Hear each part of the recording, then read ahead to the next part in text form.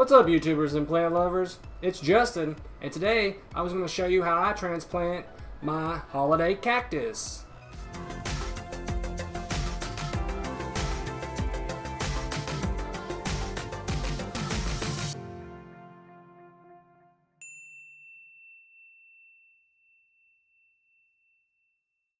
Now, the scientific name, I believe I have the Thanksgiving cactus, and we'll go more into detail about that later. But the scientific name is Schulenburger truncata. Then the scientific name for the Christmas cactus is Schulenburger bridgesii. And then there's also one that is known as the Easter cactus, and I believe that one is Holiday Cactus. I don't know, those are a little bit harder to pronounce, especially the Easter cactus one, but alas, I believe I have the Schulenburger truncata or the Thanksgiving cactus. Now, these cacti are native to around Brazil. They are epiphytic, which means that they grow on other plants. Particularly, they are found on trunks of trees and tree branches. And they are often found in like the kind of shady, rainy rainforest areas. So they don't get a whole bunch of light, but they are at home where they do have a lot of humidity and a lot of rain, and pretty warm temperatures are indicative for them what they actually need in order to thrive. But normally I wouldn't transplant one of these guys around this time of year. But about a week or two ago, I'm not going to name any names, but I believe somebody knocked him off. This is a plastic pot that he is in and broke it in several different places. And I thought, well, it'll be fine, at least until about, February or March. And then I can go in early spring and replant it. But he lost a lot of branches. He was kind of full back here. And it looks like some are dying back. Some are kind of miscolored, and then all that gnatnix and sediment and planting media and all that is actually coming out. And I'm afraid that some of the roots may have been a little damaged, but he's already flowered, so I figured I might as well go ahead and transplant him. I know this probably isn't the best idea, but I wouldn't do it unless I absolutely had to. So if you can, take a little bit of a closer look at my plant, and you'll notice he really isn't that well taken care of. You'll see kind of these crispier leaves that indicate that he went for a while without having a whole lot of water and humidity. And then you'll notice these smaller aerial roots that are coming out at these specific segments or nodes in between. And that is because they use those aerial roots to kind of prop themselves up or grasp onto whatever they are being held onto by, whatever kind of host they have. And as we know, the epiphytes are a non-parasitic entity, so he's not going to actually hurt the host that he's on. That's just more for support. So if you see a lot of these aerial roots coming out, typically that it means that your plant isn't getting a whole lot of light or the right amount of light that it needs. So he's sending out aerial roots to kind of prop himself up to get up a little bit higher and get more light. But that could also mean that he needs a little bit more water or a little bit more nutrients. But I really don't feed my holiday cactus a whole lot. So let's get into the care on this guy. This is actually the largest one I have. And it's harder to kind of tell the difference between the Thanksgiving cactus and the Christmas cactus. The Easter cactus is really easy to kind of tell the difference. But nowadays, with all these hybrids and these crossbreedings, the flowers that used to come out on these guys were a light pink and kind of a fuchsia color. But with modern hybrids, we have colors for the flowers that range from white to cream to orange to pinks to lavenders and purples and reds and yellows and peach. Oh my, that's a lot to know for all these different colors. But they are beautiful flowers that always kind of grace our homes around the holidays. Hence the name, Holiday Cacti. And they really aren't cacti. They are more along the lines of a succulent. But I've heard people call them the holiday cacti, the forest cacti, the leaf cacti. But like I said, they aren't really leaves. These leaves are flattened, kind of segmented stems called phylloclades. So they aren't really leaves, but they are green, so they do photosynthesize, and they take in a lot of light.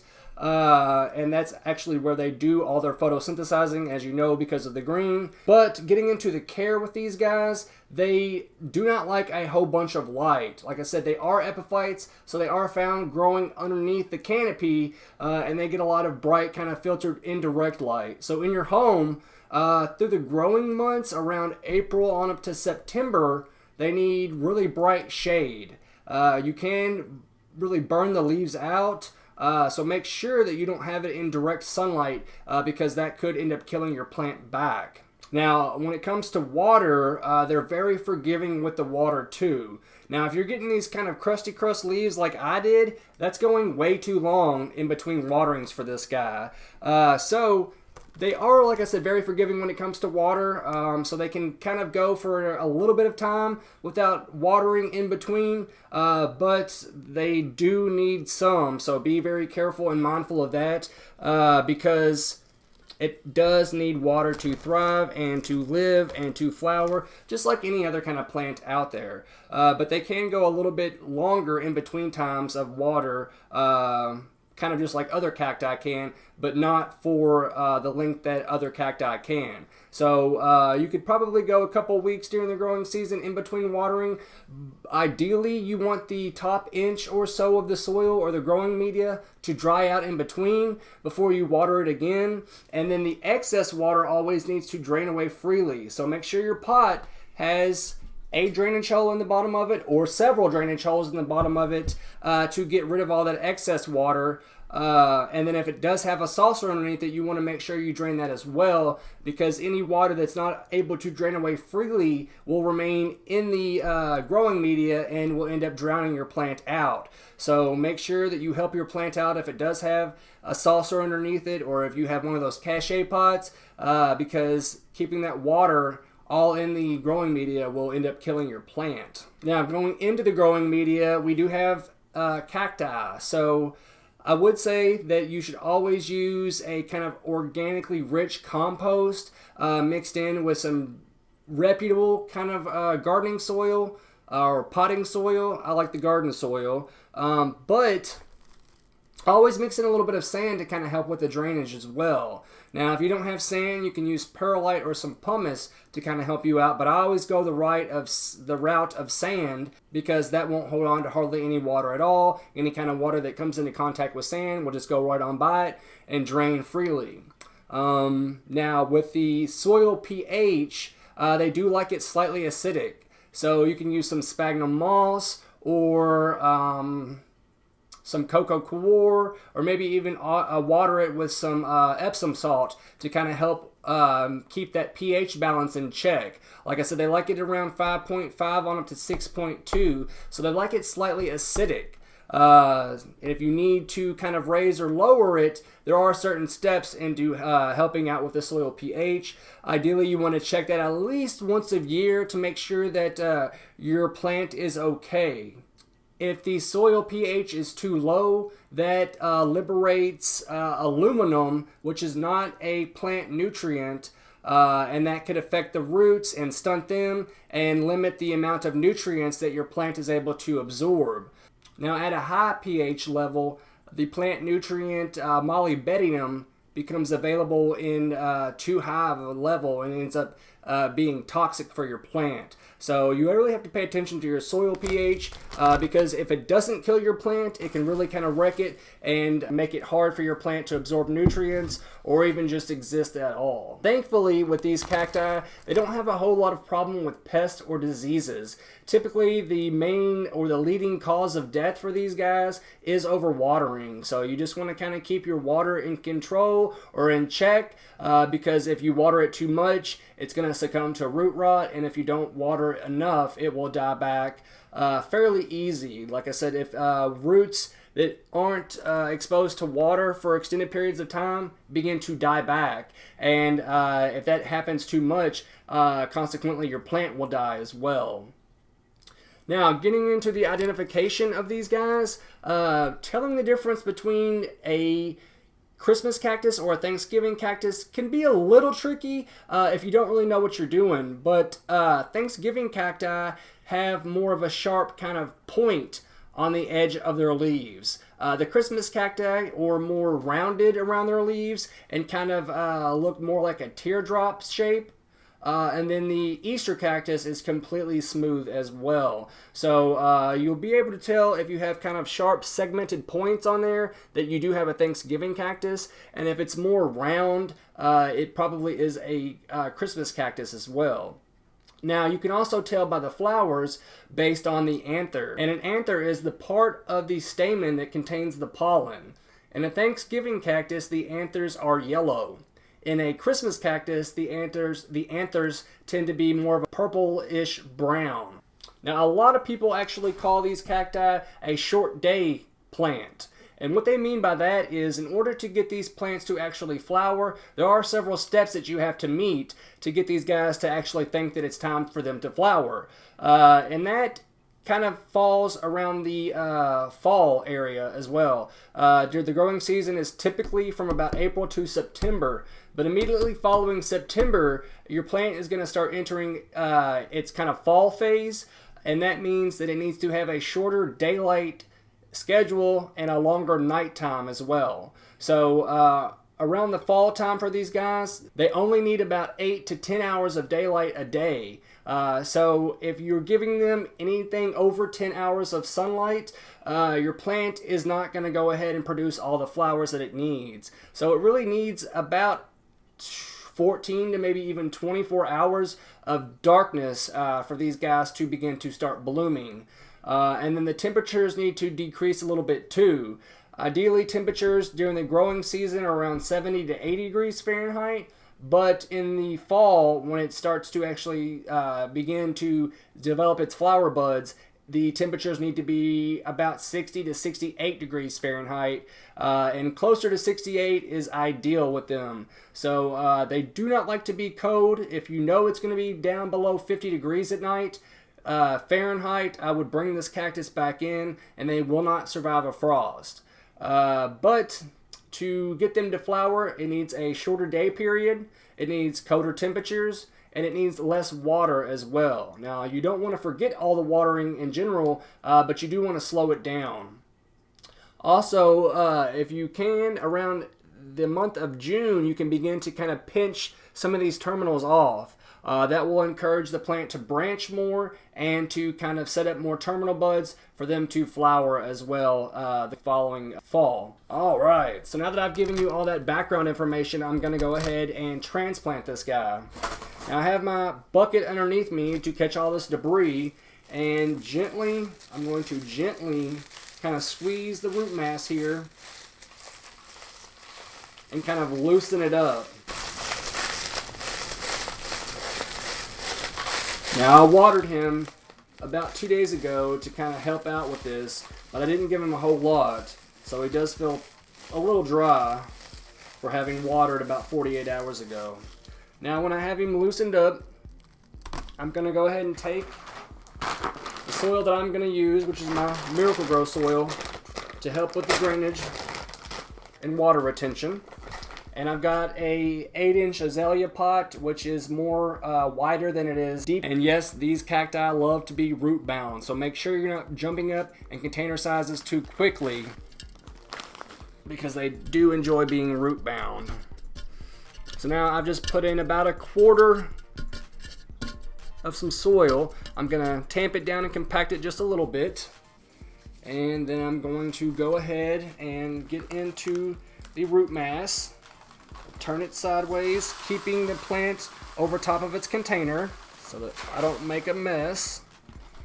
Oh yeah, that had a couple of cracks in there. Alright, now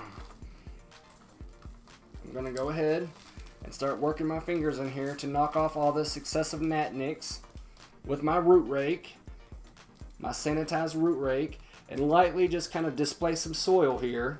Now these roots are very fine, so you don't want to pull very hard. You just kind of want to lightly graze it with your root rake just to kind of displace some soil and then loosen up some of the roots. And then in my case, knock off all this gnat nicks. Man, I said I watered it. I really can't tell that I did. It must have been way thirstier than I thought it was.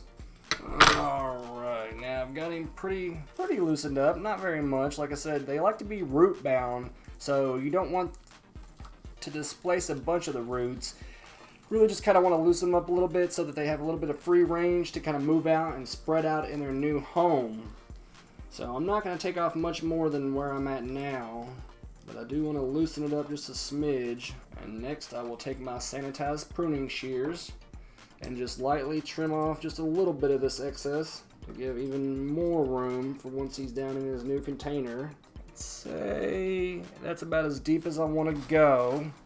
So next, what I will do is mix in just a little bit of cocoa coir with this bottom layer of soil, or whatever I want to call it.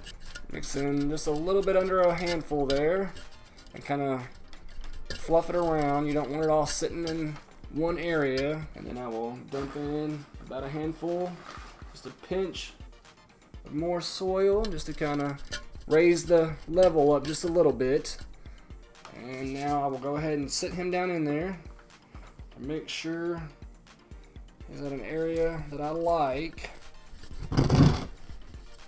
And then I will begin to move the leaves back just a little bit and then tuck in some soil in between the root mass and the new container. Now I'm removing any kind of crunchy, dirty, dead leaves that I can see, and I'm observing the roots a little bit.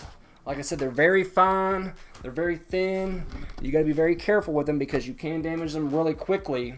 But you want to look to make sure that they're all uniform in color, because roots that are discolored, roots that are black, and roots that are mushy or smelly typically indicate that they are dead and perhaps rotten as well. So I will mix in a little bit of cocoa coir around the sides here. Not much. It tells you on the bag how much to use. And then kind of cover it up with some more soil. And as always, as you put in more nutrients and more soil, you want to tamp it down with your fingers or any kind of tool that you have. So don't just dump the soil in there. Take your time and go around. Try not to get the leaves in there. And remember, these roots are very fine, so when you're tamping the soil down, don't press it down super hard because you will break them off easily, and consequently any kind of leaf or segment that's attached to it. I am doing this by hand instead of using a soil scoop, because I left this soil out in my car a couple days ago and it got really cold. So I'm trying to warm it up as best I can with my hand. It is a little cool, but not cold. Next, I will go ahead and use the rest of this indoor Miracle-Gro soil. As we know, I have a problem with fungus gnats sometimes, and this stuff is formulated to keep them at bay. So I will cover up all this cacti, citrus, and succulent soil with this indoor stuff so that I won't be tempting the soil-loving pests to come bother me and my plants. Something about a terracotta pot. I love them. Just the way they look with the contrast of the green to the terracotta. And they're very porous, so they're able to wick water away from your plant if you don't want a whole bunch of water around the root ball. And they're very heavy, well, not very, but they are heavy enough to kind of hold a plant that tends to be rather top heavy and may knock over fairly easy. Now, to ensure that I got rid of the rest of the air bubbles down in there, I'm going to go ahead and water him a little bit. Just enough to kind of moisten the plant and then get around the entire circumference of the root ball. Water's not going to be able to rid any air bubbles if it's not on that side of the plant, so make sure you water all the way around. And just because mine was a little bit drier than I liked it, I went ahead and gave it a little bit more water. As we said, with holiday varieties, it is pretty hard to typically tell the difference between a Thanksgiving or a Christmas cactus, just because they've been bred and crossbred so many different times to get all those different colors that we all like. So it may be a little bit tougher to tell, but you'll be able to tell if you have an Easter cactus or not, because they are pretty smooth all the way around the leaf.